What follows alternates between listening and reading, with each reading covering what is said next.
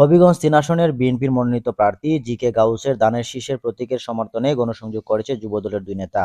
আজ মঙ্গলবার বিকেলে যুক্তরাজ্যের মিশিগান যুবদলের যুগ্ম আহ্বায়ক সৈয়দ আব্দুল খায়ের মিতু ও হবিগঞ্জ জেলা ছাত্রদলের সাবেক সহসভাপতি এবং জেলা যুবদল নেতা মুখলিসুর রহমান ফয়সলের নেতৃত্বে হবিগঞ্জ শহরের বিভিন্ন স্থানে গণসংযোগ করা হয়। এ সময় আগামী ১২ই ফেব্রুয়ারি ধানের শীষের প্রতীকে ভোট দিয়ে জি.কে. গাউসকে নির্বাচিত করার জন্য দলীয় নেতাকর্মী সহ সকলের প্রতি আহ্বান জানান তারা। শ্রদ্ধেয় গৌস ভাইয়ের জন্য ধানের শীষে ভোটের জন্য আমরা জনগণের কাছে যাচ্ছি এবং আগামী ১২ তারিখ আমরা হবিগঞ্জ লাখাই সব মিলে আমাদের গৌস ভাইকে ধানের শীষ মার্গায় জয়যুক্ত করবো ইনশাআল্লাহ এবং আমাদের দেশনায়ক জনাব তারেক রহমানের হাতকে শক্তিশালী করে আমরা আগামী দিনের একটি সুন্দর দেশ গঠনের জন্যে আপ্রাণ চেষ্টা করে যাব।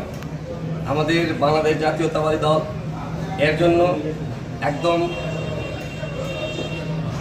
সুন্দরভাবে তৈরি হয়ে আছে। আমরা সবাই মিলে একসাথে কাজ করব ইনশাআল্লাহ। দেশ গড়তে আমরা বদ্ধপরিকর।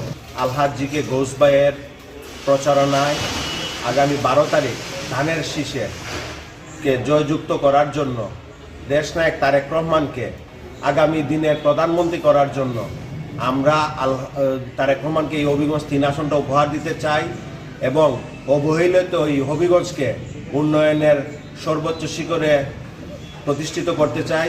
তাই আগামী ১২ তারিখ হবিগঞ্জের জনগণকে ধানের শীষ মার্কা ভোট দিয়ে জয়যুক্ত করার জন্য আহ্বান জানাচ্ছি। দেশনায়ক তারেক রহমানকে হবিগঞ্জ ৩ আসন উপহার দেওয়ার জন্য আহ্বান জানাচ্ছি।